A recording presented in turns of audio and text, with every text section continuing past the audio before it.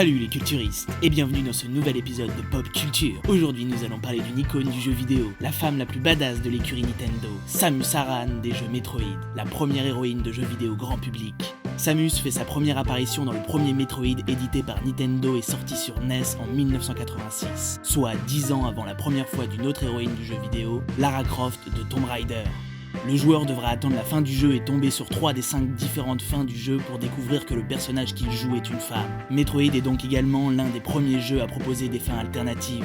L'univers montre beaucoup d'inspiration avec la saga Alien de Ridley Scott, et on comprend facilement l'hommage à Ripley incarné par Sigourney Weaver en la personne de Samus. Un des boss s'appelle même Ridley. Ridley quoi, un putain de dragon! Samus est une terrienne qui a vu sa famille mourir lors d'une attaque des pirates de l'espace, un peuple barbare et très évolué qui pille tout sur son passage. Elle fut sauvée par une race très avancée au bord de l'extinction, les Chozo. Élevée en tant que combattante, elle devient une Space Hunter dans le but d'anéantir les pirates dans une quête de vengeance. Lors d'une mission, elle découvre que les pirates de l'espace viennent de réveiller une espèce très dangereuse, les Metroid, des parasites de formes variées, mais tous mortels.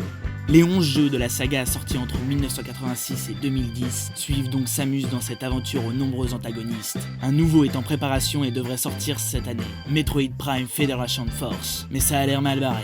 Vraiment mal barré. Putain, tous ces pouces rouges, merde! Samus apparaît également dans la série des Smash Bros. Elle dispose de nombreux objets et jouets à son effigie et a même eu le droit à des comics et des mangas développant l'univers de Metroid. L'histoire et l'univers de Metroid ont influencé de nombreux jeux action-aventure dans un monde de science-fiction, et Samus a ouvert la voie à de nombreuses héroïnes du jeu vidéo, aujourd'hui très populaires. Son traitement est très juste, n'ayant même pas besoin de montrer que c'est une femme avant la fin du premier Metroid. Samus n'a rien à envier à ses homologues masculins, que ce soit en termes d'équipement ou en termes de compétences. Elle peut se mettre en boule et dégommer tout ce qui bouge en un quart de seconde. Et vous, qui est votre héroïne favorite de l'univers du jeu vidéo?